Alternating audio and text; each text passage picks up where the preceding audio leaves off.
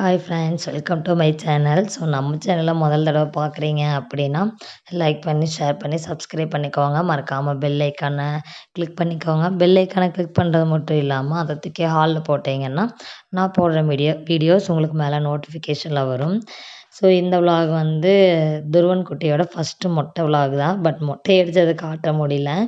But பாதி video எடுத்திருக்கேன், பாருங்கள். அதுக்கு முன்னாடி பீரோவில் இருக்கிற ட்ரெஸ் எல்லாம் நீட்டாக அரேஞ்ச் பண்ணிடலாம் அப்படின்ட்டு அதை தான் அரேஞ்ச் பண்ணிகிட்ருந்தேன். ஸோ அதுக்கப்புறம் மொட்டை அடிக்கிறதுக்காக வந்து அப்பா வந்து எனக்கும் ஹஸ்பண்டுக்கும் துருவனுக்கும் 3 பேர்த்துக்கும் ட்ரெஸ் எடுத்து கொடுத்துருந்தாங்க. ஸோ அவருக்கு வந்து பேண்ட்டு, ஷர்ட்டு, அதுக்கப்புறம் ஒயிட் பனியல் 3ம் எடுத்திருந்தேன். நான் கூட போனனால ஒயிட் பனியல் சேர்த்து எடுத்துட்டேன். ஸோ அதுக்கப்புறம் எனக்கு வந்து டாப் தான் எடுத்திருந்தேன்.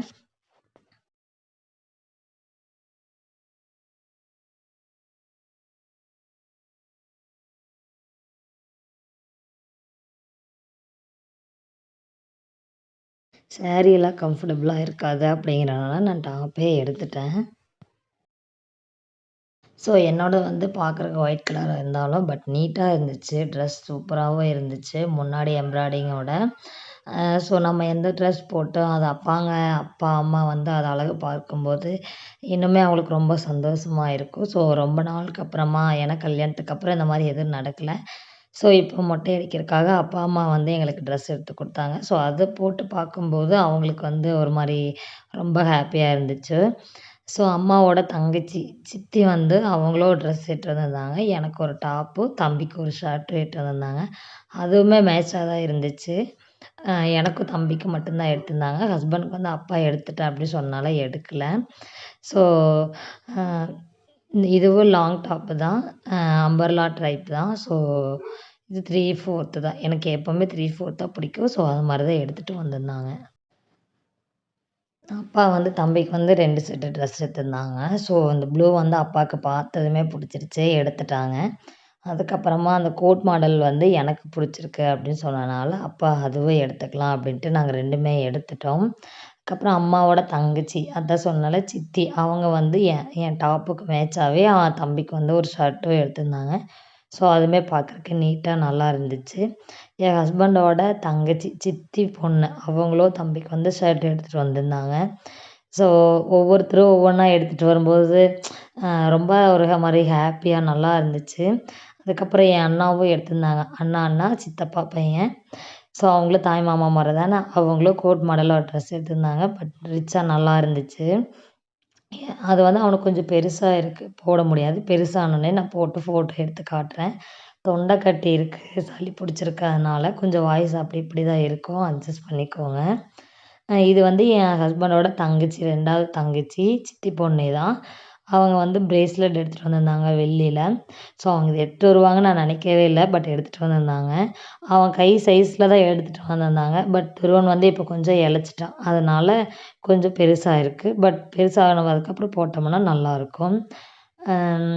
அதுக்கப்புறம் வந்து மொட்டை அடிக்க அன்னைக்கு வந்து வீடியோவே எதுவுமே எடுக்கவே முடியல. மொட்டை அடித்தது எதுவுமே எடுக்க முடியல. சாரி. பட் ஆனால் அன்னைக்கு வந்து 10 கிலோ மட்டன், அதுக்கப்புறம் 2 கிலோ சிக்கன் இதெல்லாம் எடுத்து தான் பிரியாணி போட்டிருந்தோம். 7 கிலோவில் பிரியாணி போட்டுட்டு 3 கிலோ வந்து கிரேவி செஞ்சுட்டோம். சிக்கனும் கிரேவி தான். அதுக்கப்புறம் ஒயிட் ரைஸு, ரசம் இது எல்லாமே செஞ்சுருந்தோம். பட் எதையுமே என்னால் வீடியோவே எடுக்கவே முடியல. ஏன்னா துருவன் வந்து அன்னைக்கு யார்கிட்டையுமே போமாட்டேன் அப்படி சொல்லி அழுதுகிட்டே இருந்தான். அதனால தான் சாரி. ஈவினிங்க்கு மேலே மழை வர மாதிரி கிளைமேட் ஒரு மாதிரியாக இருந்துச்சு அப்படின்ட்டு பேல்பூரி செய்யலாம் அப்படின்ட்டு தான் அது செஞ்சிட்ருந்தேன். அதுக்கு வந்து பொரியை வந்து லைட்டாக வறுத்து எடுத்துக்கோங்க. ஸோ ஒரு மாதிரியாக இருந்தாலும் அது வறுத்து எடுக்கும்போது கொஞ்சம் மொறு மொறுன்னு நல்லாயிருக்கும். அதுக்கப்புறமா பூரி இருந்துச்சு. ஸோ அதையும் பிச்சு ஆட் பண்ணிட்டேன். 2 பெரிய வெங்காயத்தை கட் பண்ணி ஆட் பண்ணிக்கோங்க. இது கூட நீங்கள் மிக்சரும் ஆட் பண்ணிக்கலாம், இல்லைன்னா பானி இருந்துச்சுன்னா அதையும் ஆட் பண்ணிக்கலாம். ஸோ என்கிட்ட மிக்சர் இல்லை, அதனால் இருக்கிறத வச்சு நான் செஞ்சுட்டேன். வீட்டில் வச்சுருந்த பருப்பு குழம்பு தான் இருந்துச்சு. அதுலேயும் செய்யலாம், இல்லை சுண்டல் குழம்பு, பட்டாணி இதில் எது இருந்தாலும் நீங்கள் செய்யலாம். பட் பருப்பு குழம்புக்கே இவ்வளோ டேஸ்ட்டாக இருக்கும் அப்படிங்கிறது நான் நம்பவே முடியல. அவ்வளோ டேஸ்ட்டாக வேறு லெவலாக இருந்துச்சு. நீங்களும் ஒரு வாட்டி இந்த மாதிரி வீட்டில் இருக்கிற பொருள் வச்சு எல்லாமே ட்ரை பண்ணி பாருங்கள். நம்ம அது இதுன்னு போட்டு செஞ்சால் தான் டேஸ்ட்டு நல்லா கிடைக்கும். இதுக்காக அது வாங்கி செய்யணும் அப்படின்னு நினைக்கும்போது அந்த டேஸ்ட்டே வராது. பட் இருக்கிறத வச்சு செஞ்சு பாருங்கள், டேஸ்ட் ரொம்பவுமே வேறு லெவலாக இருக்கும். ஸோ நான் என்னமோ பண்ணுறேன் அப்படின்னு துருவன் வந்து பார்த்துட்ருக்கான். நானும் அவனை வச்சுட்டு அப்படியே சாப்பிட்டு ஈவினிங் ஸ்நாக்ஸோட டேவை முடிச்சுட்டு ஒரு கப் டீ அதோட ஈவினிங் முடிஞ்சிச்சு. அந்த டேவும் முடிஞ்சிருச்சு. ஸோ நாளைக்கு ஒரு vlogல பார்க்கலாம். பாய்.